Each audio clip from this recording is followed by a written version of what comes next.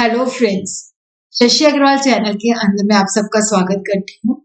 आज का जो हमारा सब्जेक्ट है वो है व्यष्टि अर्थशास्त्र, माइक्रो इकोनॉमिक्स, और जिसके अंदर हम करेंगे पूर्ण प्रतियोगिता के तहत फर्म के संतुलन की शर्तें या अधिकतम लाभ का निर्धारण जो हम करते हैं तो उसकी क्या शर्तें होती हैं।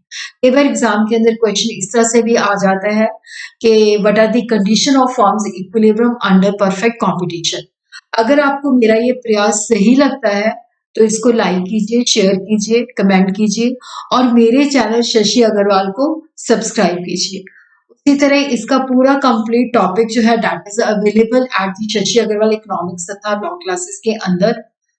तो ये मेरी ऐप है जिसको आप डाउनलोड कर सकते हो एडिसन, और गूगल प्ले स्टोर से डाउनलोड कर सकते हो। ये जो ऐप है commerce, economics and management students को काफी सारा फ्री स्टडी मटेरियल और काफी सारे मॉक टेस्ट फ्री प्रोवाइड करती है और काफी सारे स्ट्रक्चर कोर्सेज भी अवेलेबल है। तो व्यष्टि अर्थशास्त्र जो है हिंदी और इंग्लिश दोनों के अंदर अवेलेबल है। तो सबसे पहले हम देखते हैं फर्म का मतलब क्या है। देखो, फर्म जो है सिंगल यूनिट होते हैं, वो इकाई होती है जो लाभ प्राप्त करने के लिए सेल करती है। मतलब फर्म वो इकाई है जो लाभ प्राप्त करने की दृष्टि से बिक्री के लिए उत्पादन करती है। कि फर्म जो है एक सिंगल यूनिट है जो कि प्रोड्यूस करता है ताकि उसको सेल कर सके, फिर उससे लाभ कमा सके। देखो, जो फर्म का उद्देश्य होता है उसका होता है कि मैक्सिमम लाभ किस तरह से कमाना है। इसका उद्देश्य लाभ को अधिकतर करना होता है।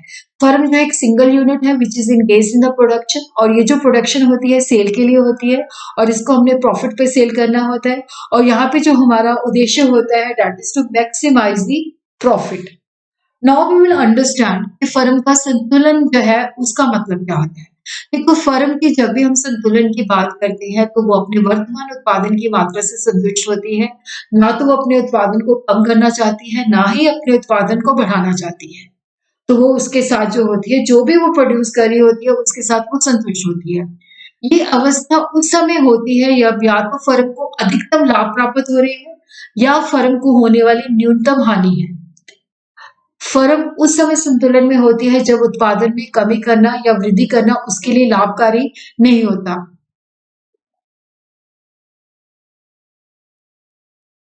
फर्म की संतुलन की शर्तें या अधिकतम लाभ का निर्धारण किस तरह से होता है। देखो, यहाँ पे क्या है कि जो फर्म का उद्देश्य है वो होता है अधिकतम लाभ। जब फर्म मतलब मैक्सिमम लाभ जो है कमा रही होती है तो उस वक्त हम कहते हैं कि फर्म जो है संतुलन में है। एक फर्म का जो लाभ होता है कुल आय तथा कुल लागत के अंतर के बराबर होता है। जैसे टोटल रेवेन्यू, जितनी चीजें हमने बेची हैं उनको हमें बेच के जो टोटल रेवेन्यू जो है प्राप्त हुआ है, कुल आय जो प्राप्त हुई है, तो हम देखते हैं कि टोटल रेवेन्यू के अंदर से टोटल कॉस्ट को माइनस करते हैं। जितना ये गैप ज्यादा होगा उतना ही क्या है कि फर्म जो है संतुलन में होगी और फर्म को अधिकतम लाभ प्राप्त होता है। और दूसरी जो नेसेसरी कंडीशन है कि सीमांत लागत तथा सीमांत आय बराबर होनी चाहिए। Marginal cost should be equal to marginal revenue and सीमांत लागत वक्र जो है सीमांत आय को नीचे से कट करती है। एमसी जो है एमआर को नीचे से कट करे। अब हम वन बाय वन करके जो है ये दोनों चीजों को अंडरस्टैंड करते हैं। फर्स्ट जो है दैट इज द कुल आय तथा कुल व्यय विधि, total revenue and total cost approach. देखो, यहाँ पे क्या होता है कि फर्म को मैक्सिमम प्रॉफिट कब मिलता है, जब टोटल रेवेन्यू और टोटल कॉस्ट के बीच में गैप सबसे ज्यादा होता है। हम टोटल रेवेन्यू को टोटल कॉस्ट से कंपेयर करते हैं, जहां पे गैप को मैक्सिमम होता है तो वहां पे हमें अधिकतम प्रॉफिट मिलता है।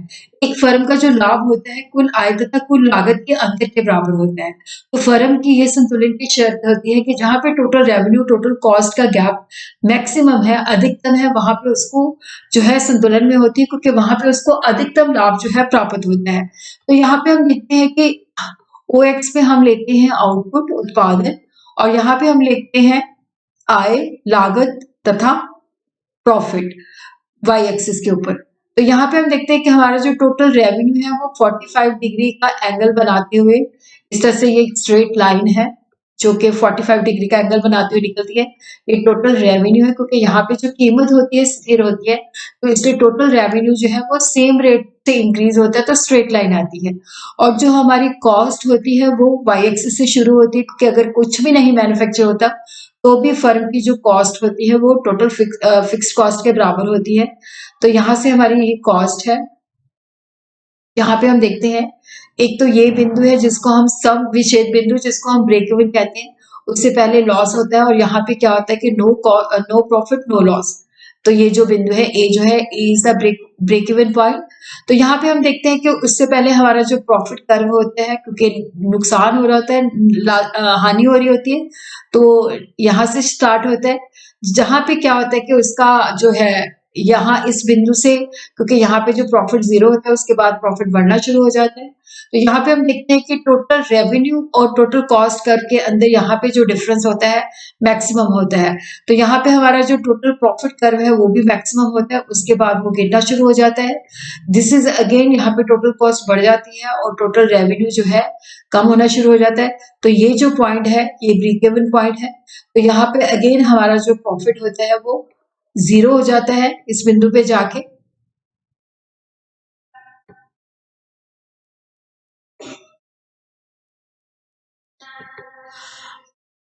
उसी तरह ही हमारी जो दूसरी है सीमांत लागत तथा सीमांत आय विधि।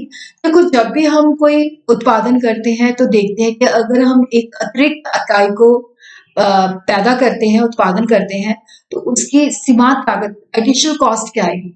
उसी तरह जब हम एक यूनिट को सेल करते हैं तो एडिशनल रेवेन्यू जो कि एमआर होता है उसको देखते हैं। तो जब भी हमने डिसीजन लेना है बनाना है या नहीं बनाना, कहाँ पे संतुलन होगा, तो हम हमेशा एडिशनल कॉस्ट को एडिशनल रेवेन्यू के साथ कंपेयर करते हैं, एमसी को एमआर के साथ, सीमांत लागत को सीमांत आय के साथ कंपेयर करते हैं। अगर सीमांत आय हमारी सीमांत लागत से ज्यादा है तो हम उत्पादन करते रहते हैं, ये तब तक हम करते रहते हैं जहां पे हमारा एमसी जो है एमआर के बराबर हो जाता है। तो सीमांत लागत तथा सीमांत आय बराबर होनी चाहिए, MC is equal to MR. तो ये एक आवश्यक शर्त है, नेसेसरी कंडीशन है, परंतु ये सफिशिएंट नहीं है, प्राप्त शर्त नहीं है। प्राप्त शर्त का मतलब है कि सीमांत लागत वगैरह जो है सीमांत आय को नीचे से कट करती है, MC must cut MR from the below. इसका मतलब है कि सीमांत लागत का जो ढलान है वो सीमांत आय से की ढलान से अधिक होनी चाहिए। तो ये इसकी जो है सफिशिएंट शर्त है। उसी तरह ही हम देखते हैं कि इसको ग्राफिकली हम इस तरह से इसको बना सकते हैं। देखो, ओ एक्स पे आपने लेना है आउटपुट और ओ वाई पे आपने लेना है रेवेन्यू एंड कॉस्ट। तो ये हमारा एमसी कर्व है जो पहले फॉल करता है, फिर मिनिमम पॉइंट, फिर उसके बाद राइज करना शुरू हो जाता है। और ये जो प्राइस है that is determined by the industry, जिसपे फर्म जितना चाहे सेल कर सकती है। तो यहाँ पे एवरेज रेवेन्यू जो है एमआर के बराबर है। अब देखो, यहाँ पे ये एफ बिंदु पे भी कट करती है, बट ये ऊपर से कट करती है। तो ये जो संतुलन है वो टेम्परेरी है, क्योंकि उसके बाद भी अगर हम प्रोड्यूस करते हैं तो हमारा जो एमआर है सीमांत आय जो है सीमांत कॉस्ट से ज्यादा है। तो यहाँ पे हम देखते हैं कि हमारी दोनों कंडीशंस पूरी होती है ई बिंदु पे। एमसी जो है एमआर के बराबर है और एमसी जो है एमआर को नीचे से कट कर रहा है।